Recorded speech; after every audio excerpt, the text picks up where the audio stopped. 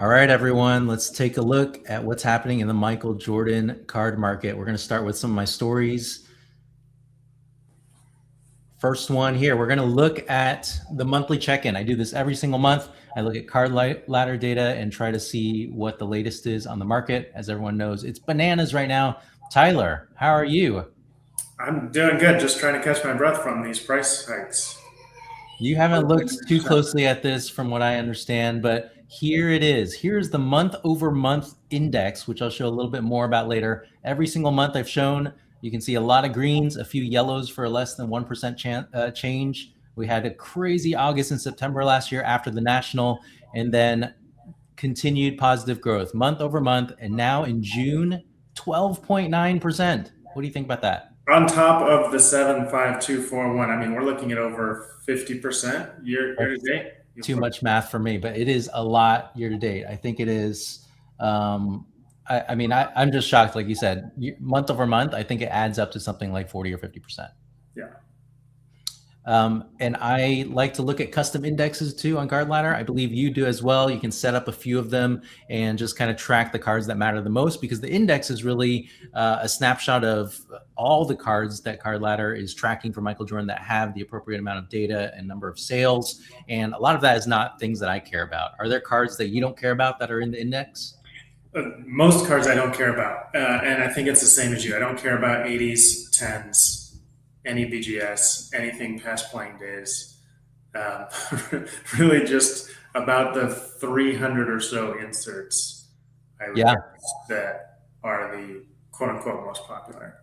Well, that's what I have here on the top right, the most popular list, and you can see it was outperforming the total index just by a little bit, up 14% for the month. But yeah, like you said, that total index, it's too many cards. It's a good snapshot and a good view of like what's happening for the entire market. But when we really drill down, really want to focus on what you choose to collect. Halfway through the year. Which of those do you think is the most representative of collectors? Like, which will the average collector get the most use out of? For me personally, of course, it's the upper right MJ Popular 789. That's exactly what I collect.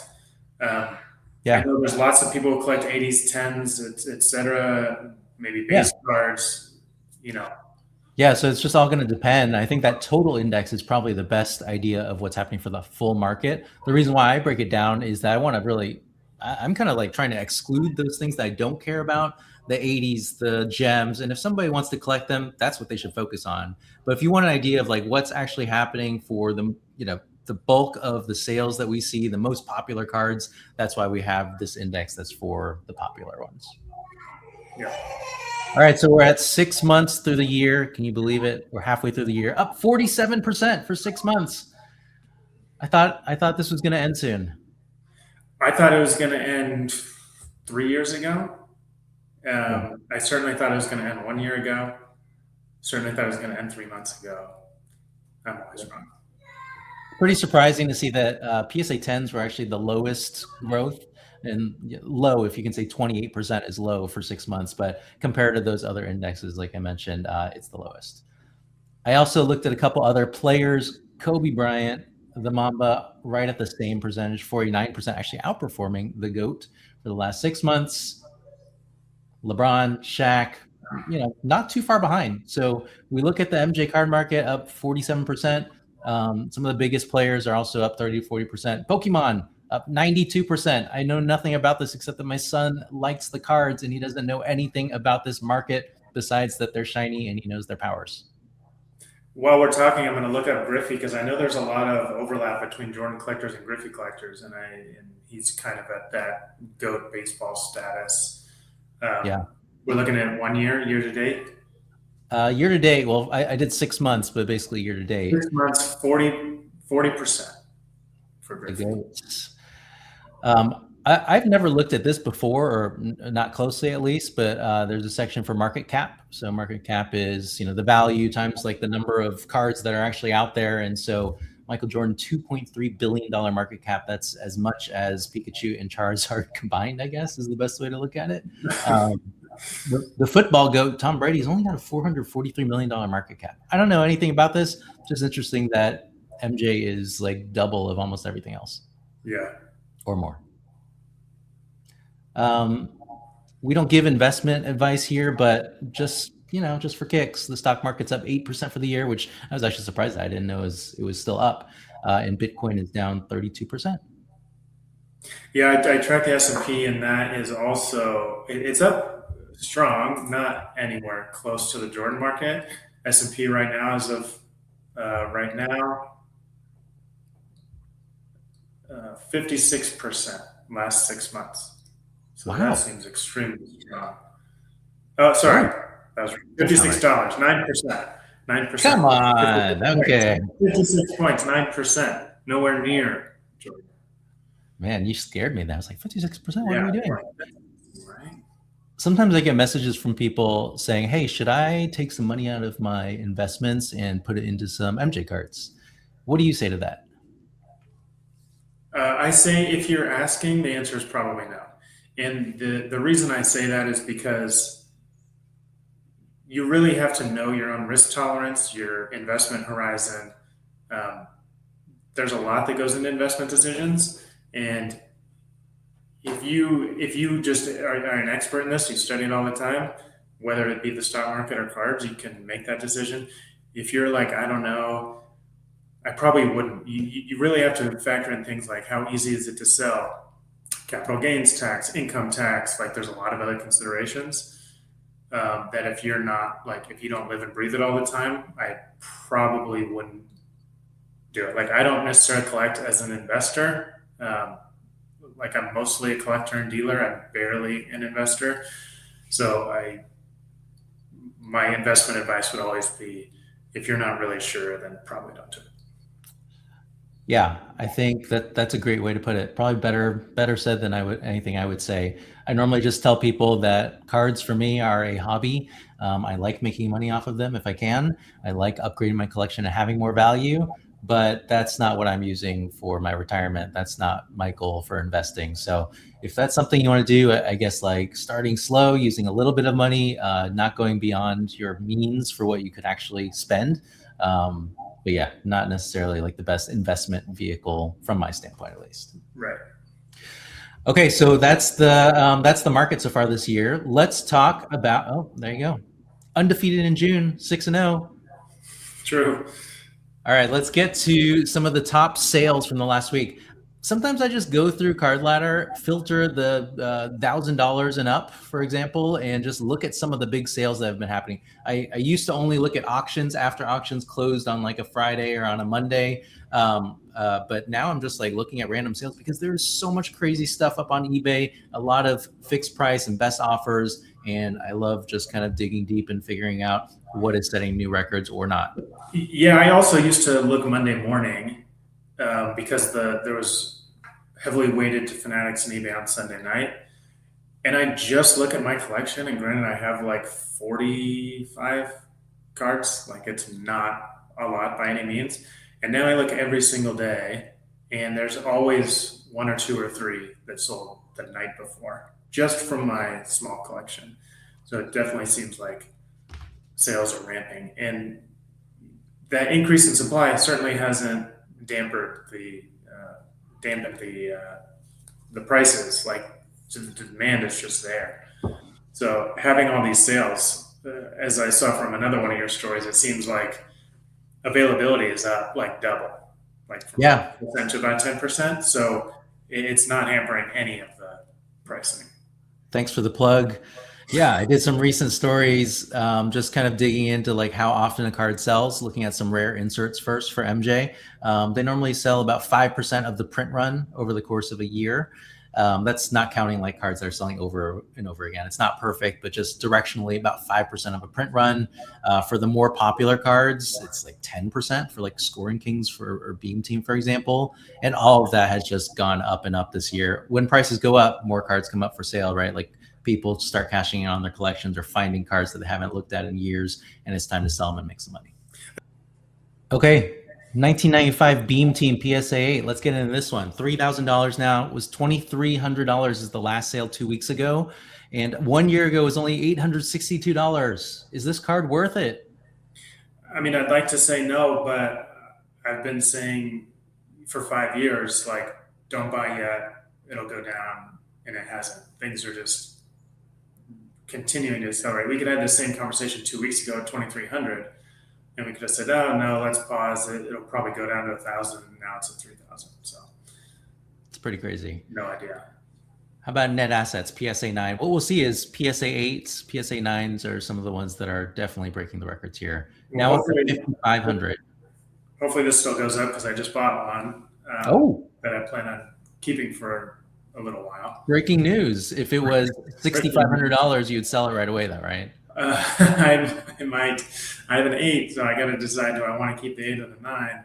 I don't know if it's worth the $3,500 increase to go from 8 to 9. 3 months ago, this card was $2,753. Do you take that into consideration? Like when you bought this card, I assume for like, I don't know, 4,000, 4,500 bucks or something. Did you think about, oh, it was so much cheaper just 3 sales ago? Well, not how many sales ago, but how long ago. And I do think of that, not as much when there's many sales in between, like if we can see a trend like this. If this was all I was looking at, I'd be hesitant, but knowing that every single card has the same story, and there's honestly no end in sight. Do I expect cards to continue to go up forever and ever? No, I don't. But there doesn't seem to be kind of a peaking yet. There honestly doesn't seem to be an end in sight. So it could certainly go way up before it comes down. All right, you're ready to break some records, huh? I love this card. This is EX2000. I think it's my favorite set. Well, I have a huge problem with it. The fact that the net gets brown, and the fact that the grading companies don't seem to factor that in. It's a big problem. Mostly the back of the net, right? Actually, some on the front. It's both the front and the back. So my 8. So I was hesitant because I'm like, do I keep the 8 or the 9? My 8 has no browning at all. It's a really nice 8. Have you had this card raw? I haven't had this card raw. Okay. I mean, I haven't had the Jordan raw. I've had other. Got it. Quick tip to everyone: you can wipe the card, and the browning comes off of it. So I tried that with a different player, and it did not come off. Oh, really? Maybe something was caked onto yours, but I've done it with a Jordan before. I just breathed on it, used the microfiber, wiped it off. I think that was one that I submitted myself, which I normally never do. I think I got a BGS 9, so it works. Yeah, on this particular non-Jordan one that I was just using as a test, I was basically scrubbing. I didn't care if I ruined the card, and nothing Didn't come off. Maybe there's different kinds of browning. I'm not sure. There are different kinds of breath you have to use. Yeah.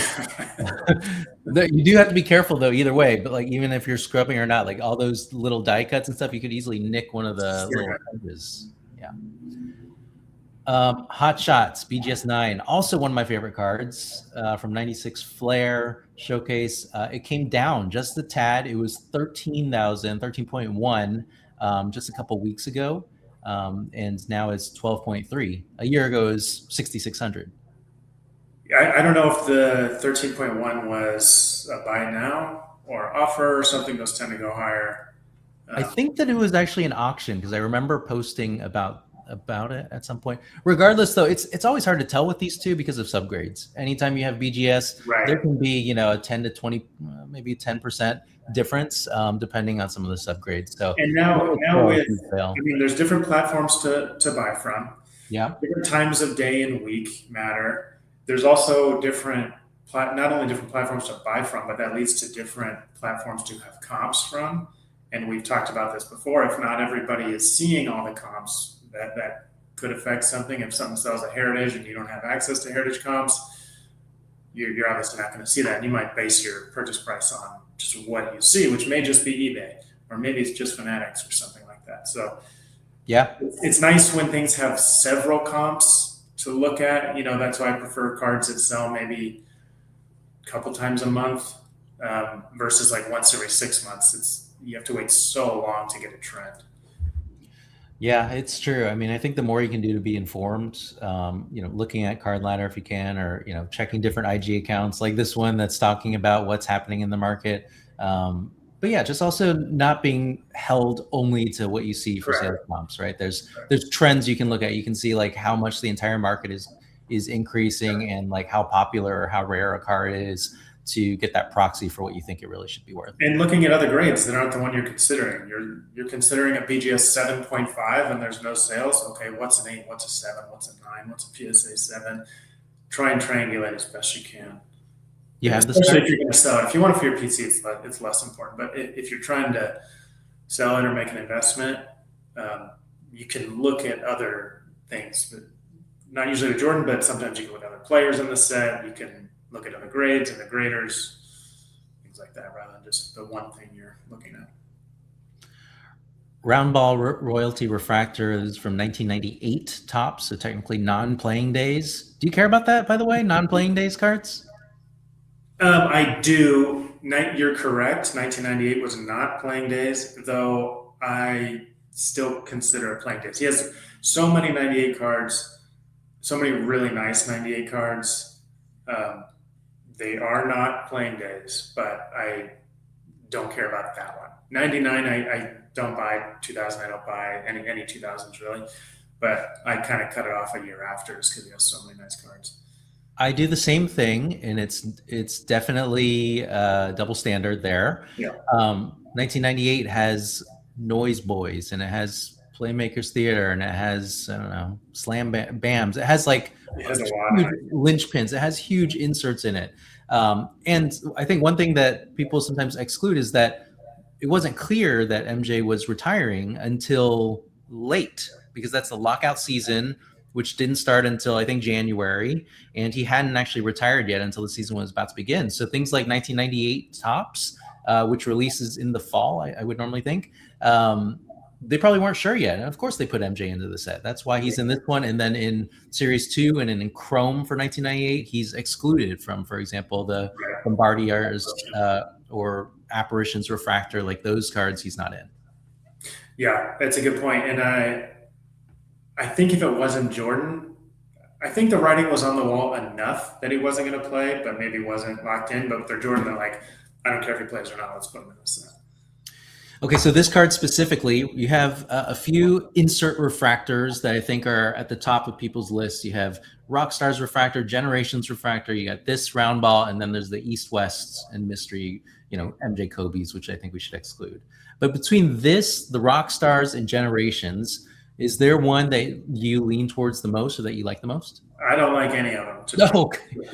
Hot takes here, okay. I'm not a refractor guy. I'm not really a Tops guy. I like Stadium Club.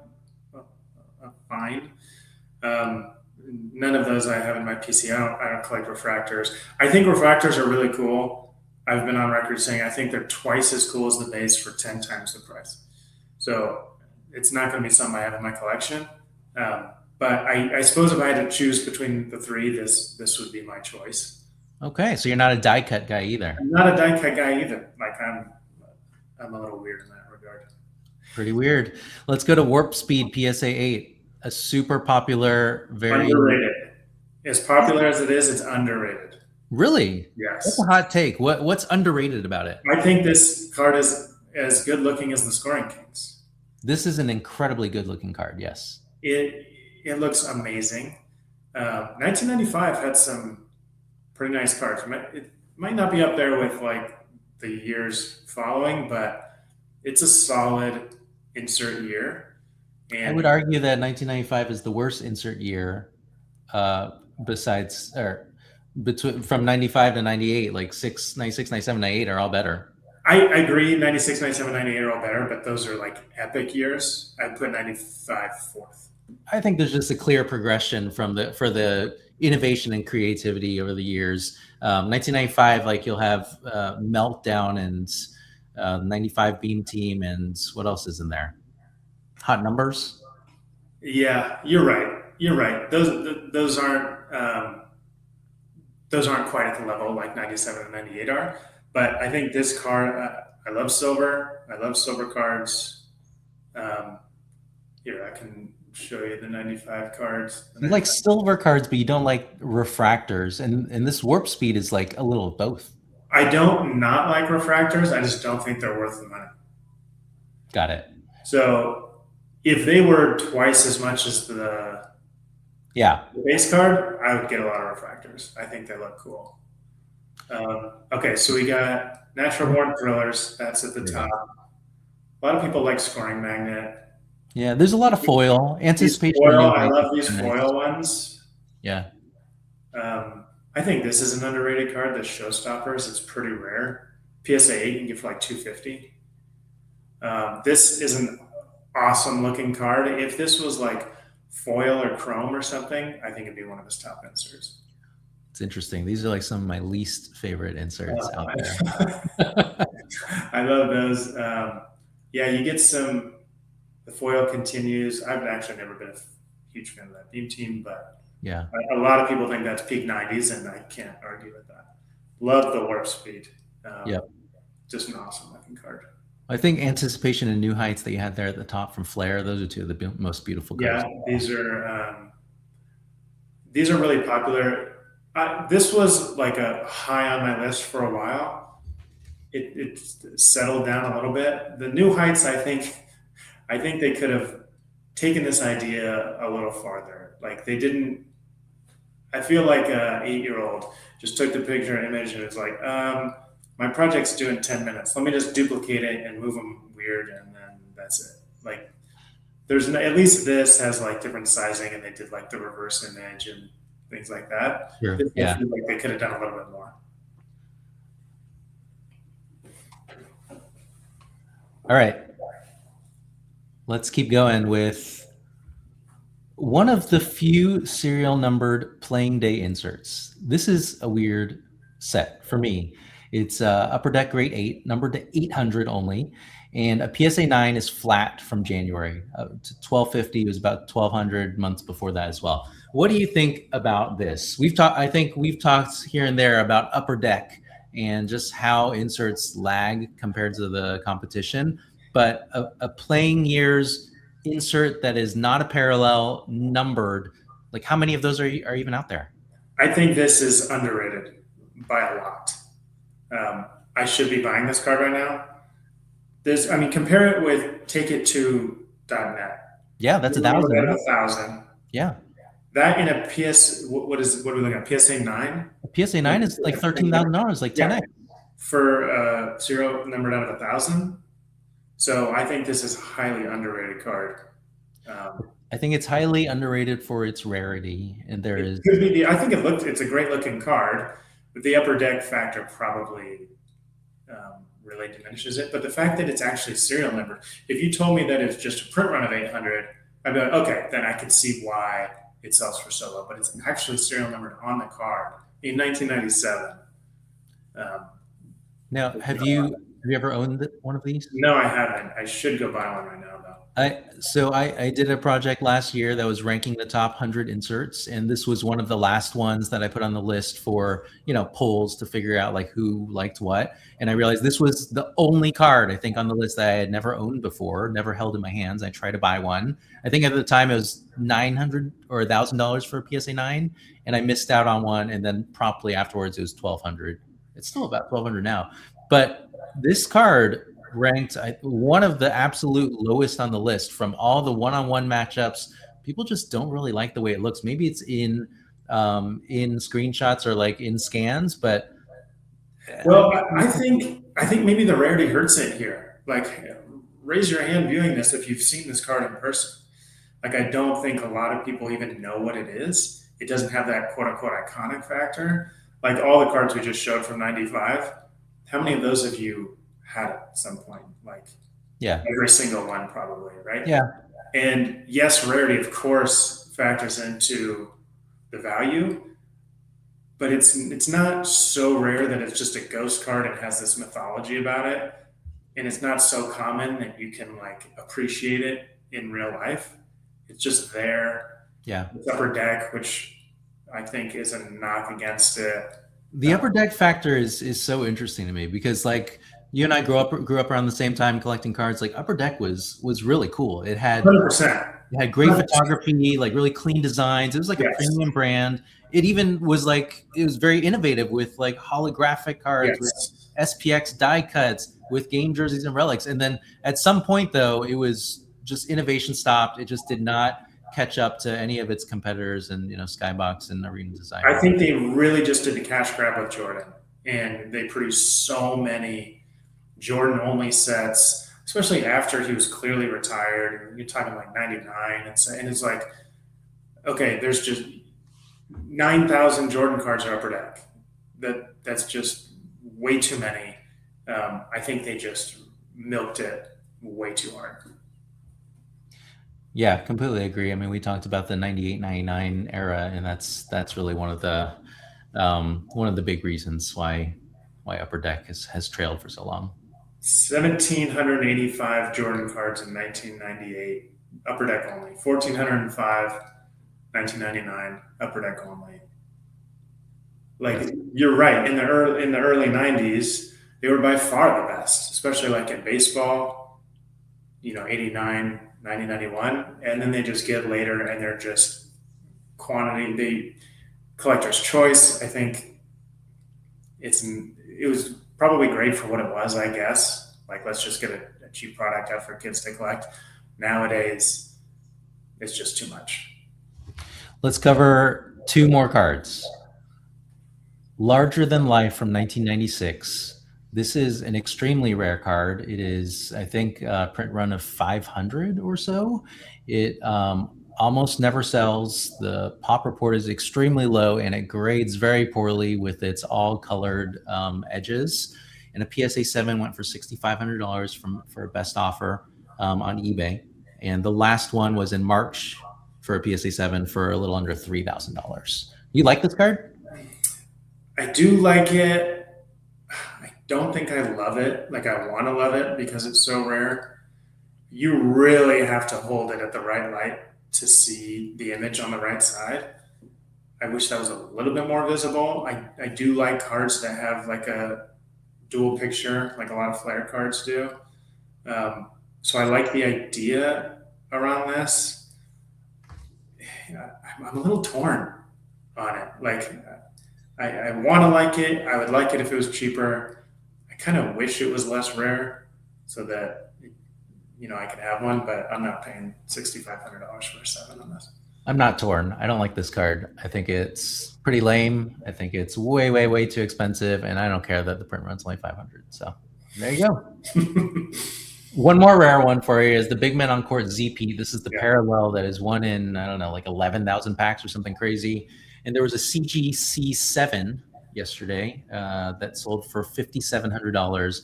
A PSA 6 was $4,500 and a PSA 7 was $5,800. So kind of in the same range for PSA 6s and 7s as this CGC7. What do you know or think about CGC 7s? I mean, I'd rather have it raw than a CGC7. I neither have nor will ever have a CGC card.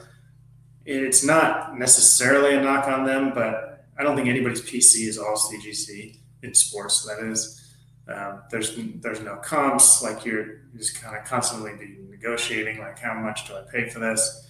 A 7 is not a good grade. If this was a 10, that'd be a different thing. The way you feel about Larger Than Life, I feel about this card. Not a fan. Have you had it?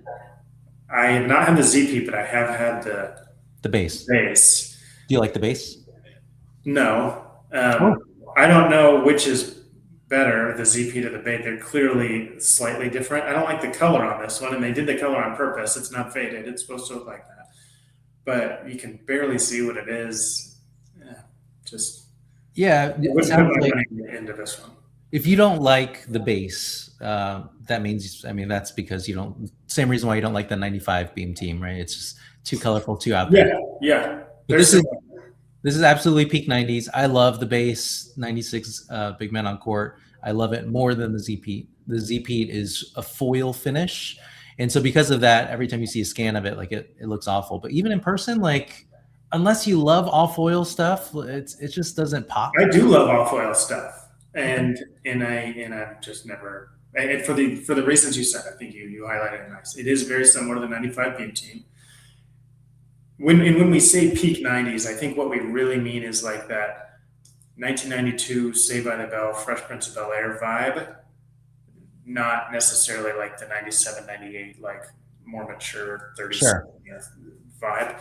So I'm kind of more the latter and into the late, even though I was very young in the 90s. Yeah, that kind of bubble letter, bright red and blue just doesn't do it for me. If anything, we it's almost like an 80s thing, or maybe it's like a very early 90s, like you mentioned. Yeah. But yeah, that's a lot of money to pay for a CGC7. Like you said, this is, to me, it's raw, and you can't pay $5,000 for Now that. the only thing now the owner of this, I would normally say just crack it and have it raw, but Yeah. this card is faked a ton. So Yes. I don't know about CGC's,